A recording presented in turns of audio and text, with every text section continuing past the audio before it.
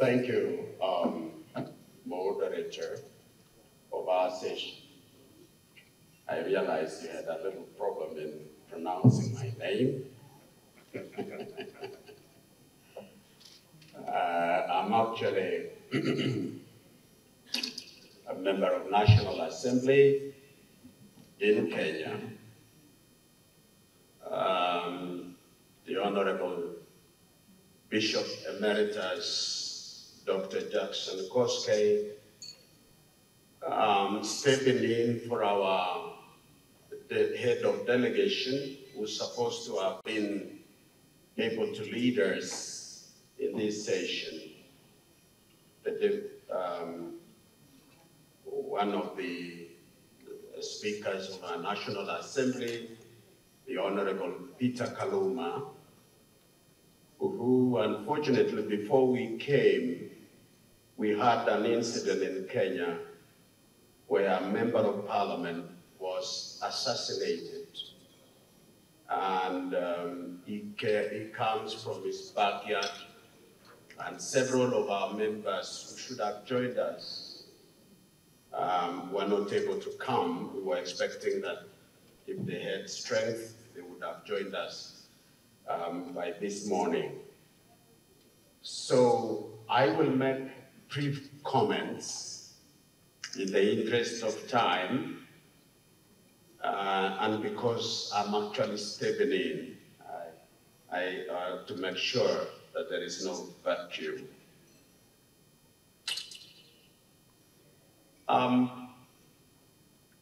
Ladies and gentlemen, leaders of delegations led by the speakers of our national assemblies and Senate, and all formations of leadership present here with our friends from Europe and from different organizations.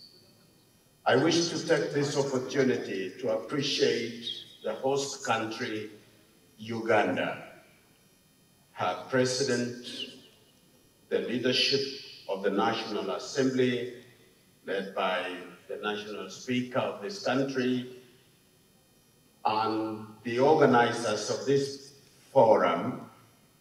I wish to greet you this morning, or yes, this morning, good morning.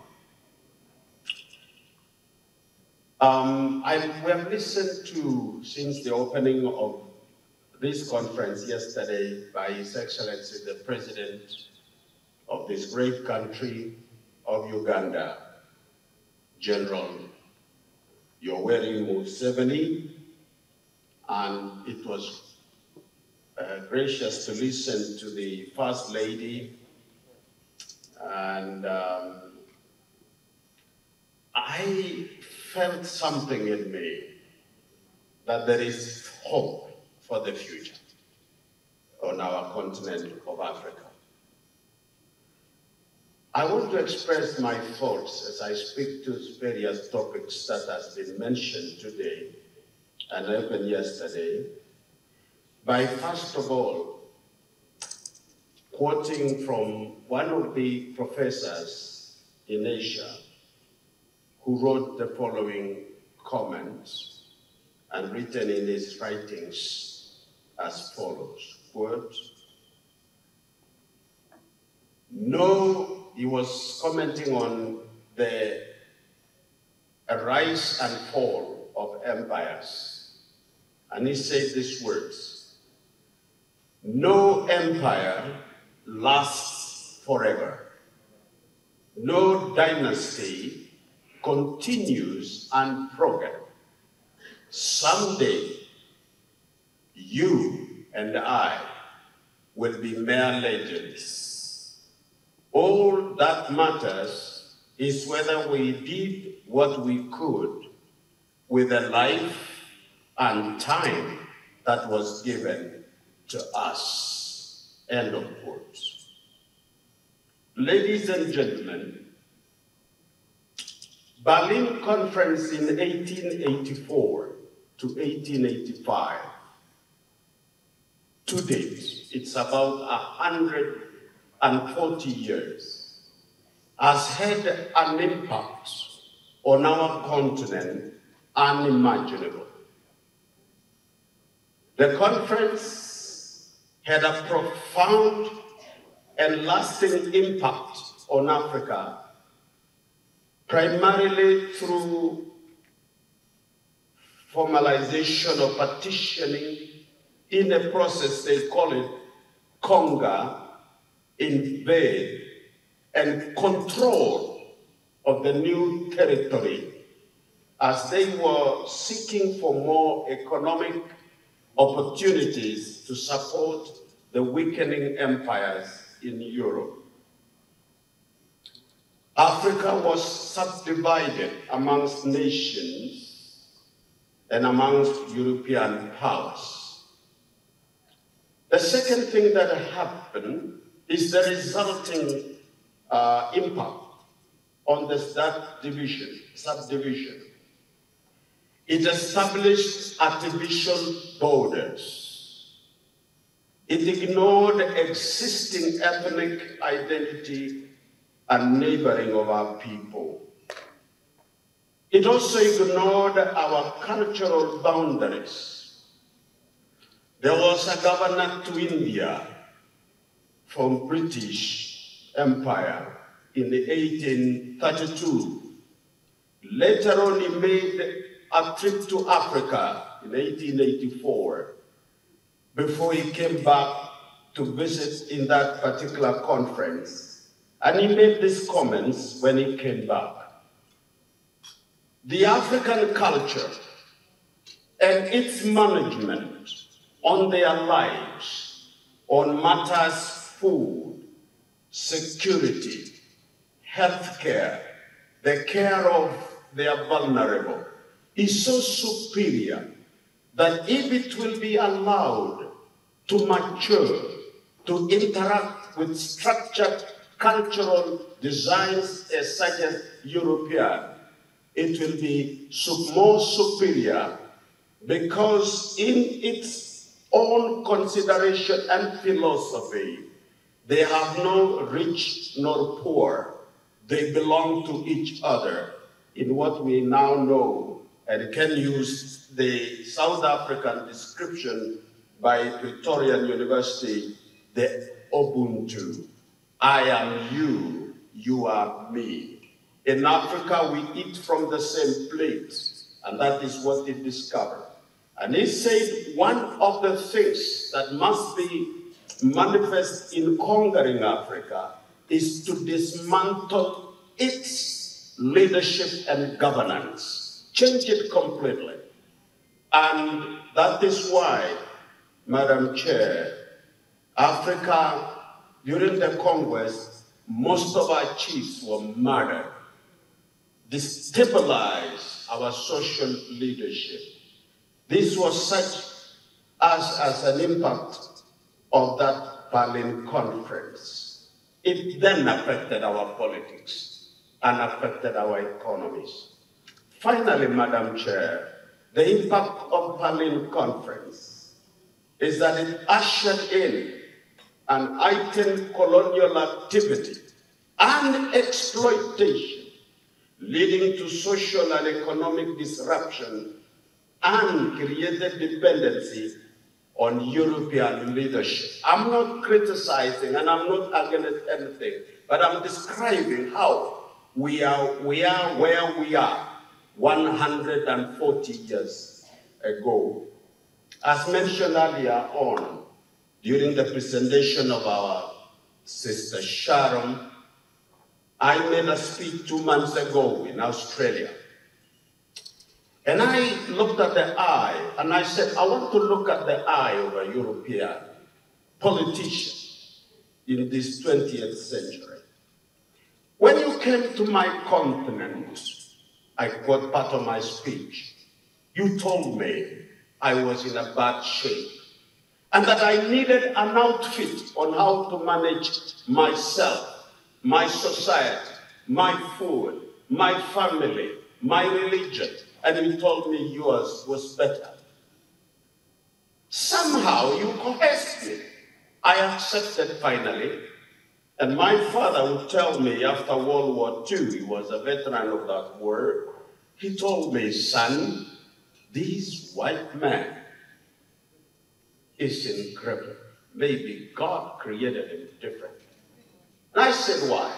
He said the way he has established infrastructure, the way he has organized his own society. We visited their country. It is in a different way.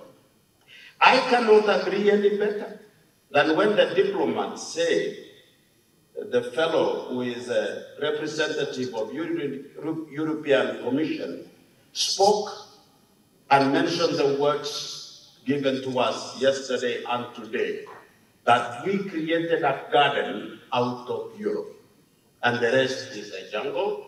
We must now prevent them and help them so that they cannot. And I asked them, we climbed the hill of civilization, and now we are at the plateau. We are checking for you, and you are nowhere. We found an empty church. We found empty homes. We found only elderly people worshiping in that church. We looked for your children, and they are nowhere. We looked at the other side of the hill of the civilization, and we found your people are spiraling down the hill. And we are asking ourselves, should we follow you? Should we continue? Ladies and gentlemen, we are trying to ask ourselves, are we on the right direction now? Are we surviving? One of the greatest impact of that, as it impacted on us in Africa, is that we began to exercise dependency syndrome. And if we must stand on our feet, I wish to mention the following in brief. For any empire, any regime to stand, it requires the following. Number one, solidarity of purpose. For us to be serious and make sure that we are protecting our children, our families, we are enhancing the production of food, we must listen, and I listened to the president of this great country yesterday, very keenly, when he said, we are not only going to protect families because we intend to do that, we must make sure that the system around family, which is government, must not be weakened. It must be strengthened. You cannot save yourself if your umbrella is dependent on an external authority and influence to be able to stand. Madam Chair, if you can watch the progress in history over the last 40 years, you will discover that there is a very serious campaign against government and authority, statecraft. And there is a serious promotion of non-governmental actors to be the basic influence of humanity. That is why, if you look at now the continent we relied on, and that's why we are shaking, is that it is being led, government is being led by older generation, and I don't know what kind of a government in Europe that will be seen in the next 20 years. Because majority of their young ones are being manipulated and guided by the non-government actors. These are the ones who are influencing great civic education careers in the world. And that is why, over the period you mentioned some few minutes ago, Madam, that they are saying even funding to countries in Africa will no longer go through government, but through specific and targeted projects. Africa, if you want the spirit of time to reward your efforts, can we all rise up and have a renaissance of a solidarity of purpose, where we are aware and can identify and accept shared interests, objectives, and standards for our people? We are members of parliament. This conference is led by us. We are discussing. We think there is someone else, a big boy somewhere, who is supposed to give us instruction on what to do. If we know the problem of our people, sovereignty is in our hands. We are the legislators. We can change our countries. We can enhance our independence. We can make our nations stand. Can we have solidarity of purpose? The second thing that has made regimes to stand or collapse is what you call a sound fiscal policy. It is about how we raise finances, how we resource our budgeting in our country. The question is, Madam Chair, are we able as a continent, within the reach of our own resources, are we able to fund our fiscal policy? Are we? This is the question we need to ask. And surprisingly, the continent of Africa has the capacity to support its fiscal policy framework in the country and sustain their budget. Please give us a break. You can do it. You don't need anyone else. We got enough oil. We got enough minerals. We have enough brains. We have enough resilience. Come on. Somebody told me the other day, I don't know, he was making a joke about COVID-19.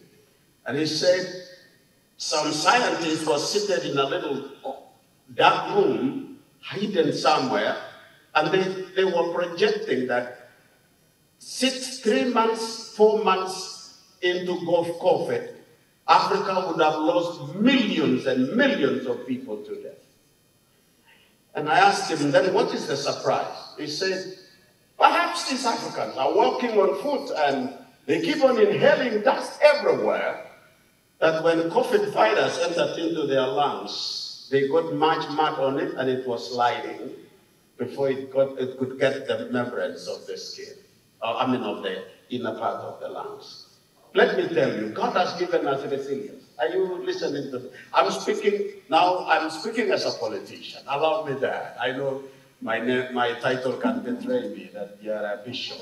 Please, I know that. But now I'm speaking as a politician because this is a political forum. Isn't it? Yes, it is. And I'm talking to you. We must make sure that we are in control in our fiscal policy for our country. Can we make our resources serve our people? So unity of purpose must let us agree to forget all our differences and see Africa and African state as a very important institution in the survival of our people.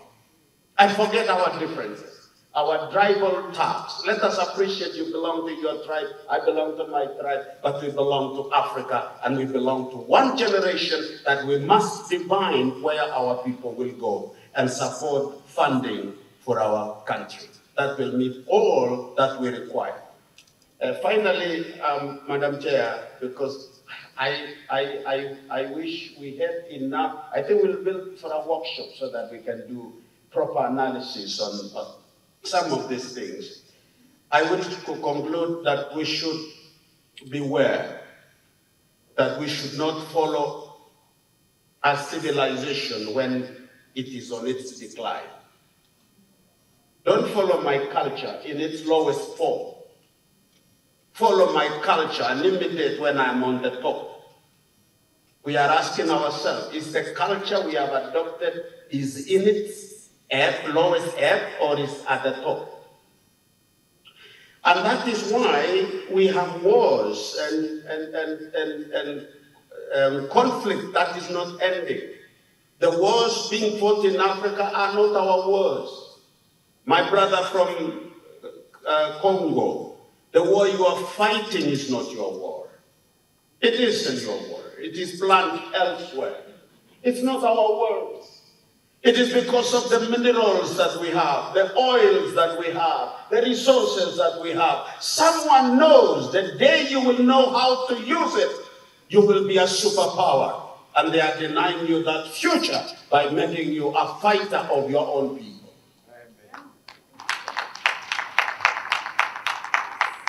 We need to resolve. You don't need to have conferences in Berlin, in UN, in other countries. Come on, it is enough for us to meet in Kampala here. And we finish the whole story. We go back and build our continent, Africa.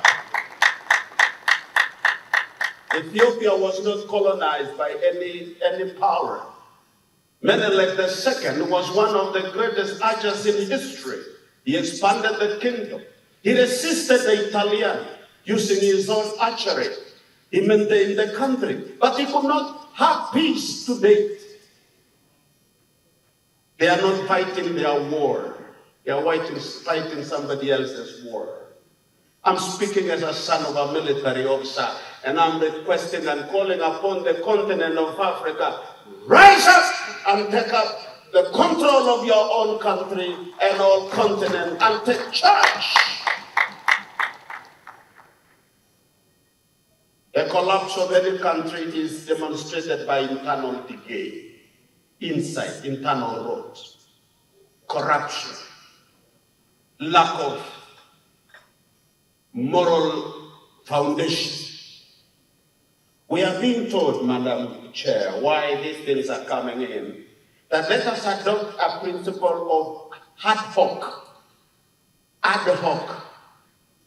moral values and standards. Let us go back and maintain and pay attention in our policies of government on the preservation of humanity. Let us talk about preservation, self-preservation. We don't need to manufacture human beings, but we need human beings to reproduce themselves. Let us not plan for cloning. Let us plan for reproducing them through reproductive system that God gave it to us. Let us not plan. Yes, we appreciate adoption. Adoption was there even amongst Africans, but they were giving adoption to auntie who never had children. They gave a child from brother or from another family to adopt it. But not a choice of not getting married naturally, and you go and pair up with another man, and you know you cannot produce anything, and you want to adopt children from people who can produce it. What the hell? If you don't like a cow, then refuse taking the milk. Why do you hate to have the cow? I am a pastoralist, and you don't want the cow, and you want the milk from the same cow. Come on, my friend. Go and get married to a woman, and you woman go get married to a man and reproduce children like our forefathers did. I told you I am a politician today. Allow me to end by with this quote. In all human societies, the family is the primary social unit. And it is older than all governments and older than all religions. It is the center and the circumference of human survival. Therefore, children are born and nurtured in the family until such time as they grow into adults. And they begin to be the adults of the next generation. Long live Africa. May God reward your efforts. And thank you for the speakers who've come as heads of delegations from their various countries. Madam Chair, as Kenya delegation, we will support the charter as a product of the process that has taken place for the last 3 years. Moving forward, you have a champion in us, and we will do what it can and what we can to make sure that the charter is understood we still emphasize we need to support Uganda as a country which has given their resources, their manpower. They have given us opportunity to share in this. We need to be ready by all other countries to organize not only continental but also regional what you call sensitization for our own governments and our own sons and daughters in various professions, and avoid what I had yesterday, that this generation will also be surprised and be strangers to their own identity. That is very serious comment, and we need to do it. Thank you so much. Thank you, Thomas. Lovely.